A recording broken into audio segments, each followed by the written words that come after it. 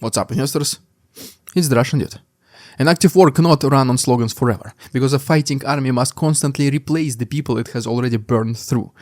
And that is exactly why Russia, after the 2022 mobilization drive, and after years of Vladimir Putin and Dmitry Medvedev boasting about hundreds of thousands of new contract recruits and volunteers, still finds itself somehow hunting for more manpower, still looking for younger bodies, and now increasingly turning towards students, with a polished pitch about a safe service, drone forces, big money, and a supposedly limited just 1-year service.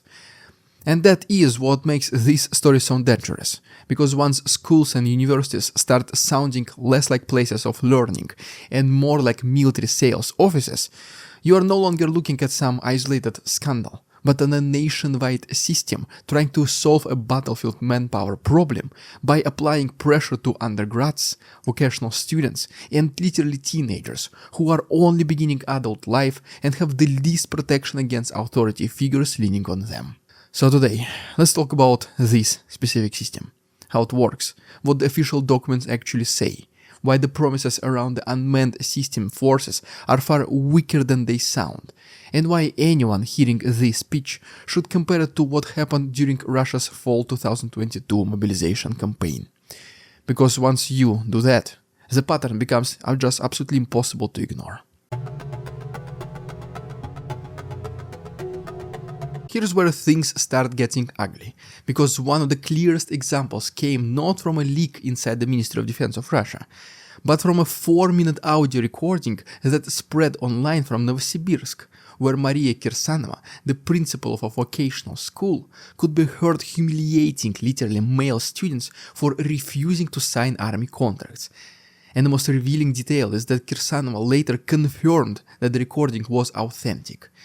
In that recording, she pressured even 18-year-olds, mocking them for valuing their own lives, and pushed the idea that they should sign first and then get a degree and think about their future lives, as if education itself had become conditional on military obedience. And that should tell you a lot about the current atmosphere, because when a school administrator starts speaking like a recruiter, war recruiter, the institutional mask slips off immediately. This is not just about one principal losing her temper, because similar stories are appearing elsewhere across Russia, including, for example, Rostov-on-Don, where one university class reportedly received an ultimatum that boiled down to a very simple, unfortunately for students, message: sign the contract or get expelled.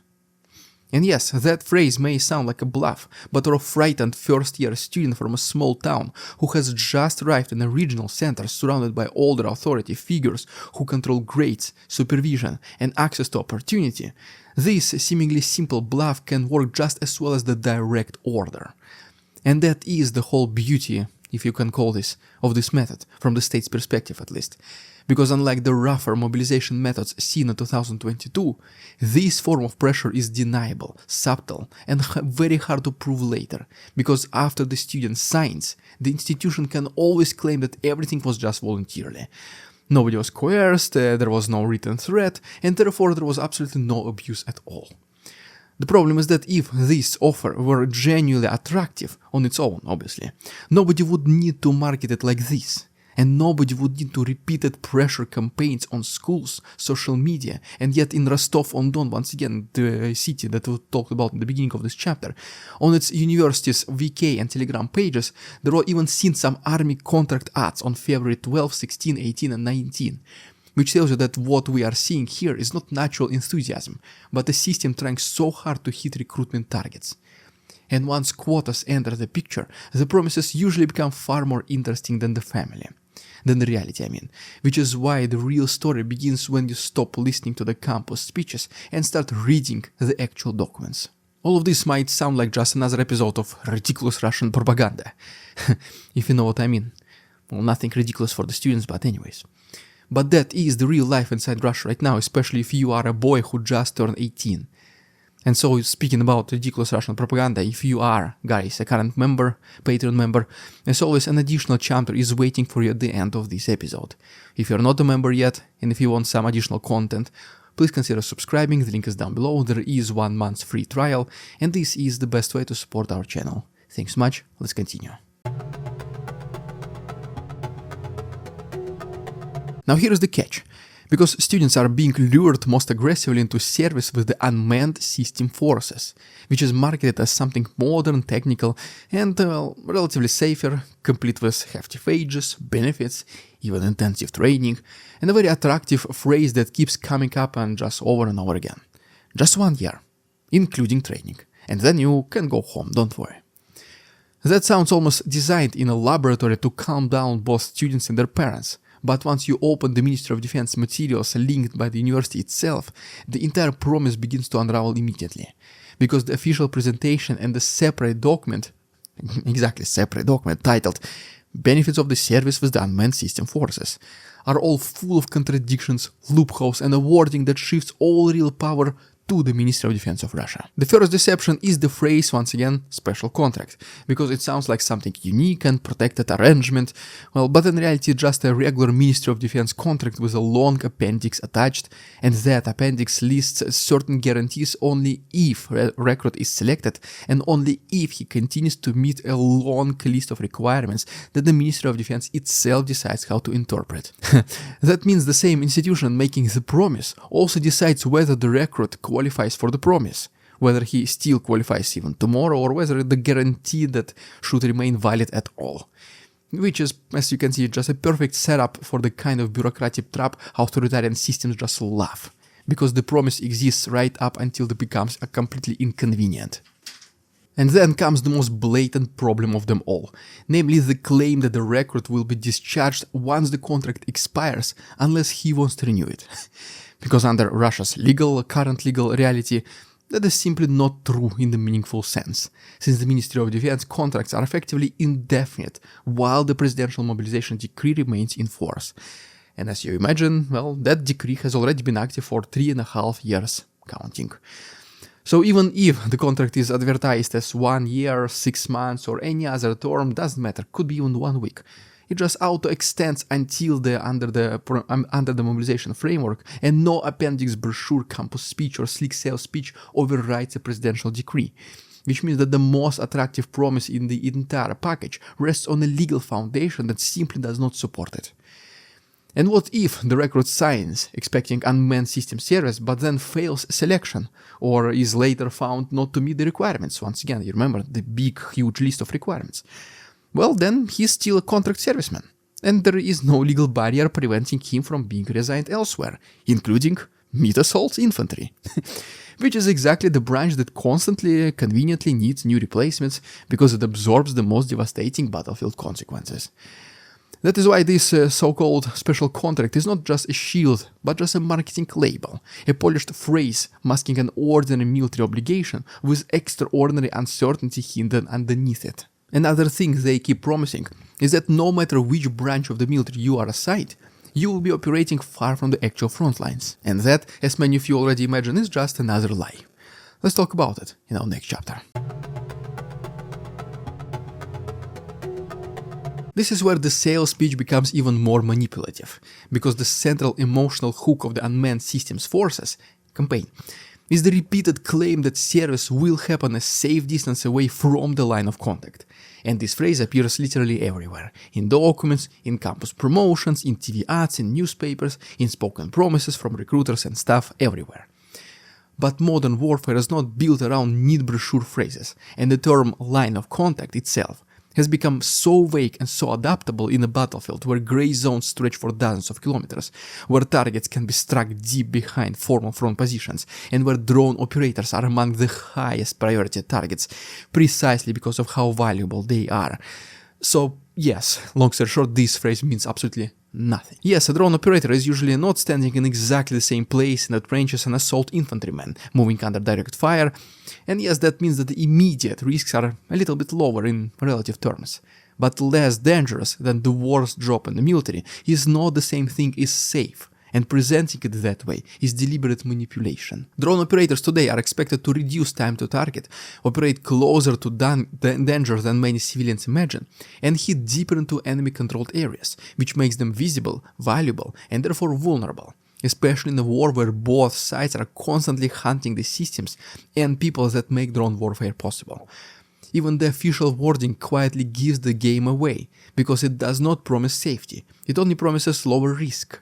which may be technically true when compared with assault infantry, whose battlefield life expectancy can collapse into weeks or even days. But that is an incredibly low standard, almost like saying there's a burning room where you are right now is attractive because the building next door is burning even faster. And that is exactly why the phrase works so well on students, because the state does not need them to believe they are entering paradise. It only needs them to believe they are choosing something much safer than the most horrifying alternative they already fear. And once that belief is planted, everything else becomes easier to sell. The tragedy is that the people being targeted are often the least equipped to decode this kind of language, because a lawyer or, for example, analyst, they see these conditional guarantees or lower risk, and they immediately recognize these escape routes, while just a plain, simple 18-year-old guy, teenager, just hears 1 year, drone forces and safe distances, and just imagines a controlled, temporary, semi-technical assignment that still leaves a future afterward. And once that image takes hold, the whole campaign starts looking less like a military gamble and more like a manageable detour, which is exactly the illusion the state wants to create. And you guessed it, students are not the first category of Russians which Kremlin targeted hunting down. Something similar already happened in the past. I mean, history simply repeats itself with some adjustments that Putin learned from previous mistakes, and he just once again repeats it once again. Let's talk about the past briefly in our next chapter. Here's what most people overlook. This is not a new strategy at all, because Russia already tested almost the exact same rhetorical framework during the fall 2022 mobilization campaign, when officials and state media insisted that mobilized civilians would not be sent into the worst combat roles, and they would mainly perform just rear duties, would replace contract servicemen in lines 2 and 3, and would help free up trained professionals for more serious assignments. Sergei Shoigu, you know the guy, himself even, used that logic publicly, and the state-run media expanded it into a whole comforting narrative. Namely that Russia already had hundreds of thousands of trained contract servicemen who were just being wasted on paperwork, guard duty and rear tasks.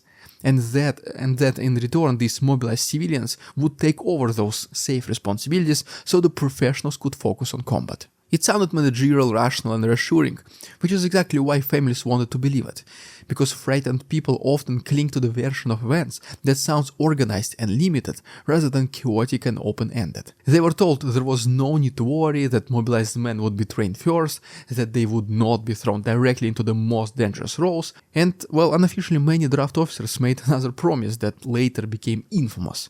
Namely, that the entire service would last 1 year, including training. Just once again, sounds familiar, right? Read it again and compare it to the current student pitch. Because the overlap is just absurdly obvious. Special conditions, safe area, training first, 1 year term, spoken assurances that sound convincing but do not become binding, and then total deniability later when the reality crushes the promise. And so what happened after 2022? A year later, many wives of mobilized men were protesting because the promised timeline had evaporated.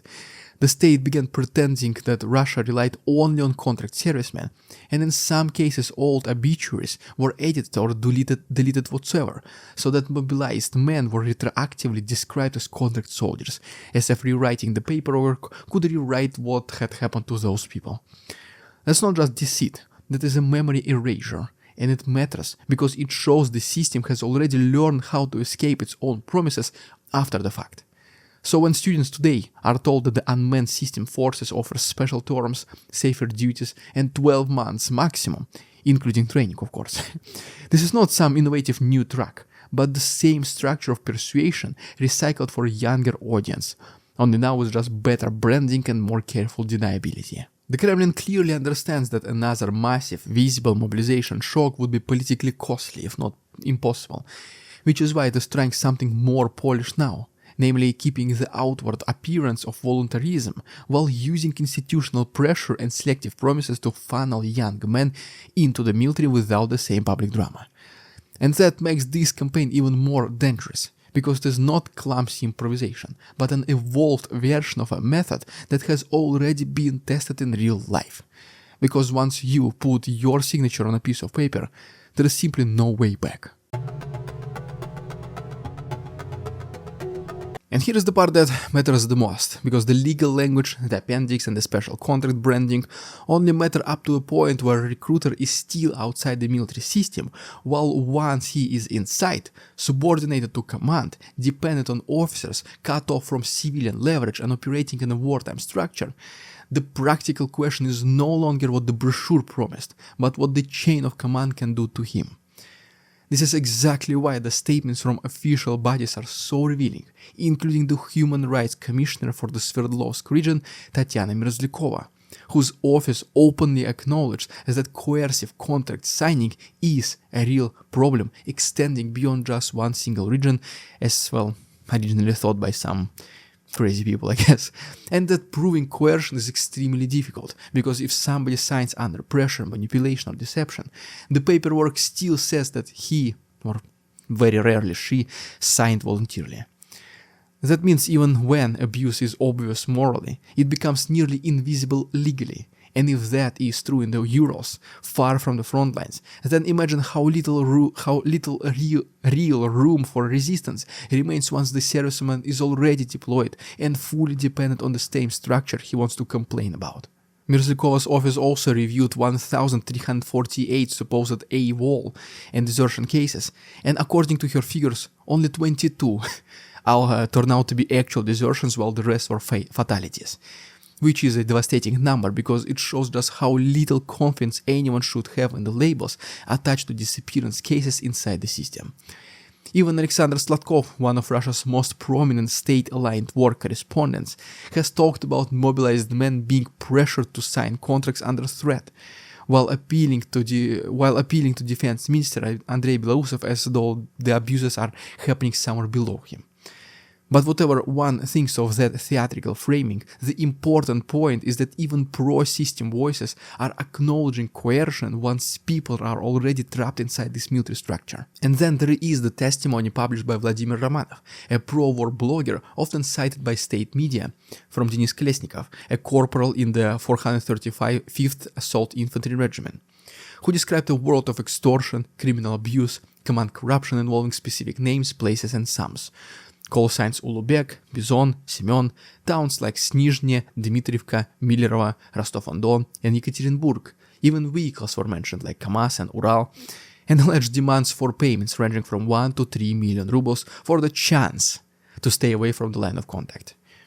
Whether every detail of such testimony can be independently verified is a separate question, but the broader lesson is already unmistakable, because stories like this keep surfacing from different corners, including from the voices of the pro-war audience, and that their audiences are also more likely to trust. And together, they all point in the very same direction. Once a person is inside this system, money no longer protects him, formal status does not protect him, and the command structure can become far more important than any promise made during this recruitment. And that is why the fantasy of a student becoming a millionaire serviceman with control over his own fate is so naive. Because as a civilian, you can still appeal to institutions, lawyers, and at least some form of outside oversight, while inside the wartime military hierarchy, especially one touched by corruption and abuse, those safeguards can disappear almost overnight. And that is the final fraud at the center of this recruitment campaign, because it packages service as a smart life opportunity, a path to money, prestige, and manageable risk, when in reality it may be just a one-way entry into a closed system where the recruit has less control over his life than ever before. Guys, if you found this video essay useful, please subscribe to our channel, like this video, don't forget about Patreon, additional chapter at the end, the link is down below. Thanks so much for watching, see you on Wednesday. We won't succumb to their tricks, the facade they try to sell, their twisted words and feeble claims on us all they cannot quell. We see through their lies, their feeble attempts to sway. We do not believe in ridiculous Russian propaganda.